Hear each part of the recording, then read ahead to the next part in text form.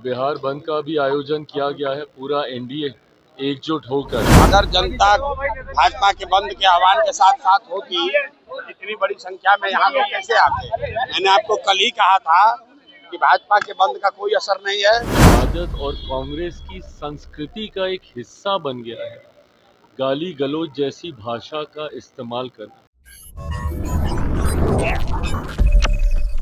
आप हैं ब्रेकिंग बिहार के साथ और मैं हूं मनोज चतुर्वेदी। देखिए, आज एनडीए के तमाम घटक दलों ने, जनता दल यूनाइटेड से लेके तमाम जो घटक दल हैं एनडीए के, उन्होंने बिहार बंद का आह्वान किया था। लेकिन बिहार बंद का आह्वान करने का बहुत कुछ ज़्यादा असर, हम भी रास्ते में ही हैं, तमाम खबरों को कवर कर रहे थे, रास्ते में बहुत कुछ ज़्यादा असर नहीं दिखा। जो यातायात है वो सामान्य दिखा। दुकानें, मुझे अरवल से लेके जहानाबाद के दौरे पे हम हैं, वहाँ पे दुकानें जो हैं वो खुली हुई दिखाई दे रही हैं। लेकिन चिराग पासवान जो है वो दिल्ली से आज पटना पहुँचे और उन्होंने कहा कि बंद पूरी तरीके से सफल रहा है। जिस तरीके से महागठबंधन के मंच से प्रधानमंत्री के मां को लोगों ने अपशब्द कहा है, उसका कहीं ना कहीं जवाब तो बिहार की जनता देगी ही। चिराग पासवान को सुनवा देते हैं। उसी श्रृंखला को आगे बढ़ाने का है जिसकी शुरुआत हम लोगों ने शाहबाद से हम लोगों ने की थी, और बिहार के अलग अलग जिलों में हम लोगों ने नवसंकल्प सभा का हम लोगों ने आयोजन किया, जिसका मकसद बिहार फर्स्ट, बिहारी फर्स्ट की सोच को जनता तक लेकर जाने के उद्देश्य के साथ इन सभाओं को आयोजित किया जा रहा है। आज उसी कड़ी में अगला कार्यक्रम हम लोग का मुजफ्फरपुर में है, और उम्मीद ही नहीं, पूरा विश्वास है कि जिस तरीके से बाकी तमाम सभाओं में एक जन सैलाब देखने को मिला है, आज वैसे बिहार बंद हम सब के द्वारा बिहार बंद का भी आयोजन किया गया है। पूरा एनडीए एकजुट होकर कि जिस तरीके से मेरे प्रधानमंत्री आदरणीय नरेंद्र मोदी जी के राजद कांग्रेस के मंच से अपशब्दों का इस्तेमाल किया गया, गाली का इस्तेमाल किया गया, उनकी पूज्य माता जी के लिए जिस तरीके से गाली का इस्तेमाल कर भावनाओं को ठेस पहुंचाने का कार्य किया गया, उसके विरोध में एनडीए के द्वारा आज ये बंद का ऐलान किया गया है। पर बंद के ठीक बाद मुजफ्फरपुर में हम लोग की ये नवसंकल्प सभा का आयोजन किया गया है।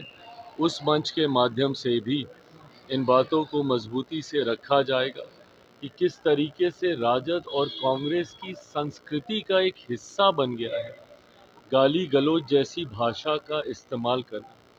जब कांग्रेस के सर्वोच्च नेता, उनके सबसे बड़े नेता और नेता प्रतिपक्ष लोकसभा में राहुल गांधी जी जब स्वयं प्रधानमंत्री के लिए तू तड़ाक करके बात करते हैं, आप हो सकता है हमारी नीतियों से आप सहमत ना हो, पर इसका मतलब कतई ये नहीं है कि आप तू तड़ाक जैसी भाषा का आप इस्तेमाल करें।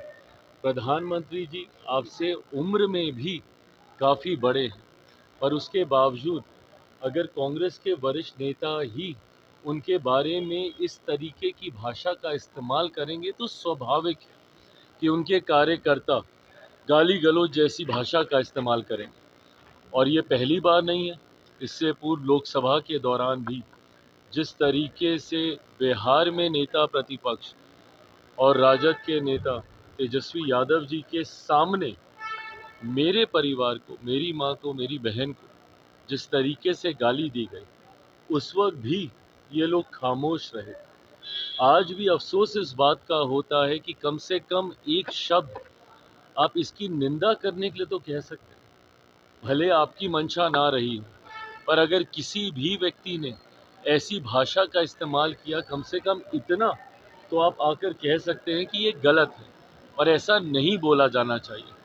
पर ऐसे में मौन रह जाना, उस वक्त भी मौन धारण कर लिया गया था जब मेरे परिवार को गालियां दी गई थी, और आज भी जिस तरीके से एकदम मौन इन लोगों ने धारण कर लिया, ये मौन एक सहमति भी है ताकि भविष्य में भी अगर ज़रूरत पड़ेगी तो पुनः हमारे वरिष्ठ सम्मानित नेताओं के परिवार, माताओं बहनों को लेकर ये लोग अपशब्दों का इस्तेमाल करेंगे। लोकसभा चुनाव के दौरान भी जनता ने इनको जवाब देने का काम किया था और इस बार पुनः विधानसभा में ऐसी भाषा के आक्रोश में जनता इनको जवाब देने का काम